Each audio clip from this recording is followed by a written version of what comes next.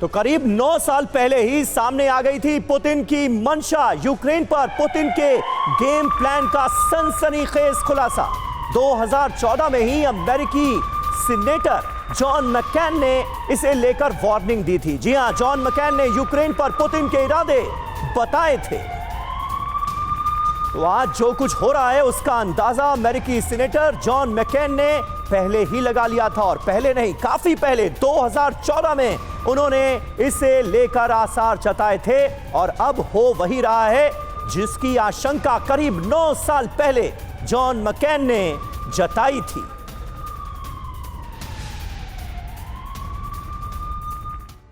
और आइए देखते हैं जिस गेम प्लान का हम जिक्र कर रहे हैं, 2014 में जॉन मैकेन को इसकी कैसे भनक लग गई थी, क्या कुछ उन्होंने खास कहा था जो आज हमें मैदान जंग में घटता हुआ नजर आ रहा है। 2014 के इंटरव्यू में पुतिन का ये बहुत ही कम निवेश पर पैकर्स एंड मूवर्स बिजनेस शुरू करके महीने का 5 लाख कमाते हैं। इनसे सीखना है तो फ्रीडम ऐप को अभी डाउनलोड कीजिए। यूक्रेन प्लान 2014 के वीडियो इंटरव्यू से पुतिन की योजना का, उनकी पूरी प्लानिंग का होता है खुलासा। 9 साल पहले का अमेरिकी सीनेटर जॉन मैकेन का इंटरव्यू अब आया है सामने और ये हो रहा है viral.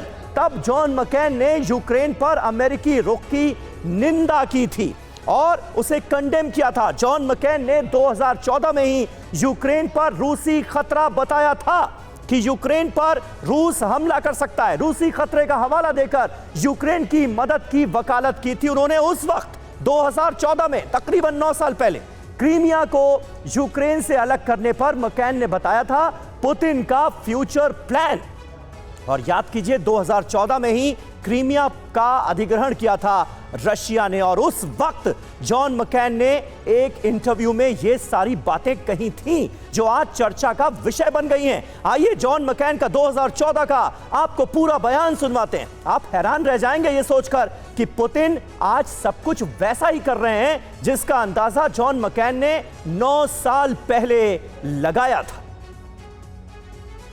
I predict to you that it will be another step in Vladimir Putin's strategy to separate eastern Ukraine from Ukraine and perhaps a land bridge to Crimea.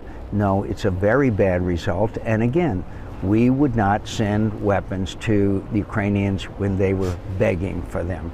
We wouldn't even give them intelligence because we didn't want to, quote, provoke Vladimir Putin. By showing weakness, we provoked Vladimir Putin. We have to understand that Vladimir Putin's ambitions are the restoration of the old Russian Empire. But he has never said, has he, that he wants eastern Ukraine to be incorporated into Russian territory? What he has said is, well, just a few days ago, he said, I could take Kiev in 2 weeks. But what he has said is that he wants Nova Russia, which is an old Tsarist phrase, which means he wants eastern Ukraine. He wants to make sure he keeps Crimea, and he would like to see, if he can get away with it, Moldova and the Baltics as well. That's what he wants to see restored. He cannot afford to see a free, democratic, prosperous Ukraine because the Russian people then would like to be like Ukraine. There's nothing that provokes Vladimir Putin more than weakness.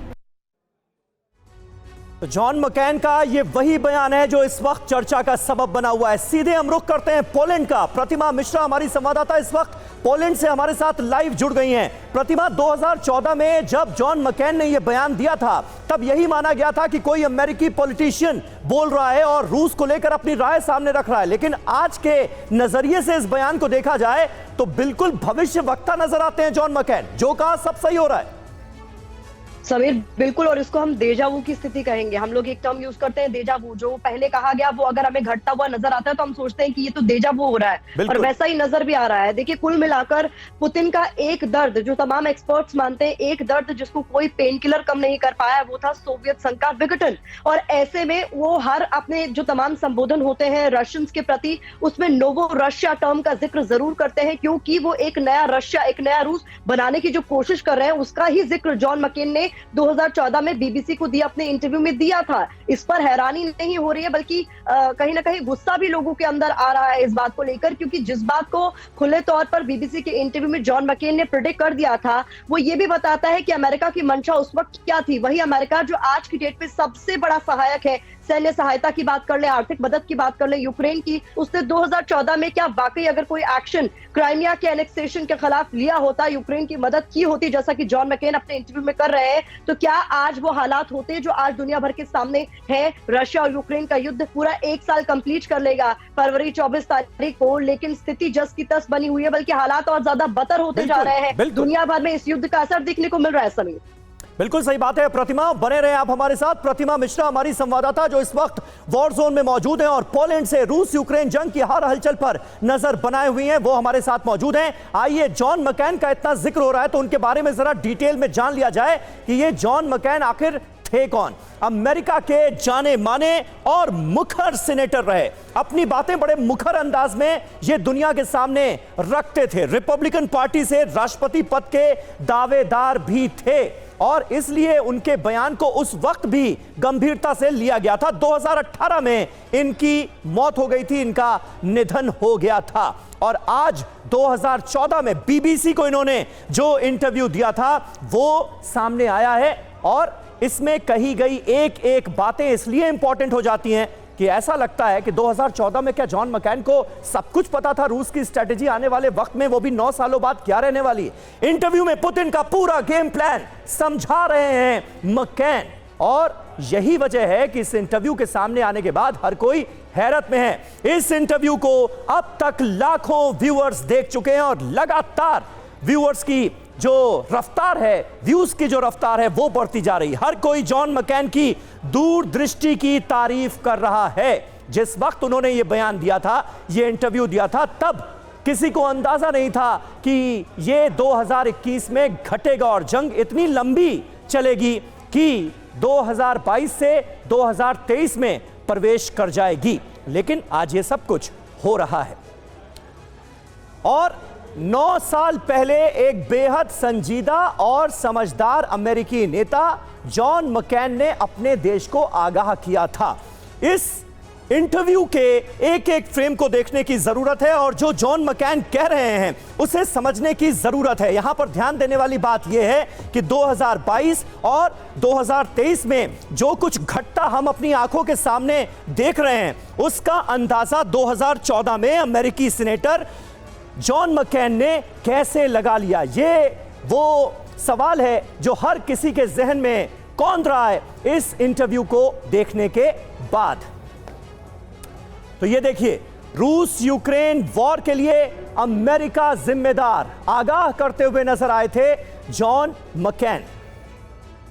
क्या Crimea के बाद अमेरिकी चुप्पी ने मौजूदा जंग की बुनियाद रख दी? यह सवाल है। क्या 2014 में पुतिन के खिलाफ एक्शन लेने से डर गया था अमेरिका? यह भी बड़ा सवाल। 9 साल पहले यूक्रेन को अपने हाल पर छोड़ना उसकी दुर्दशा का कारण बन गया।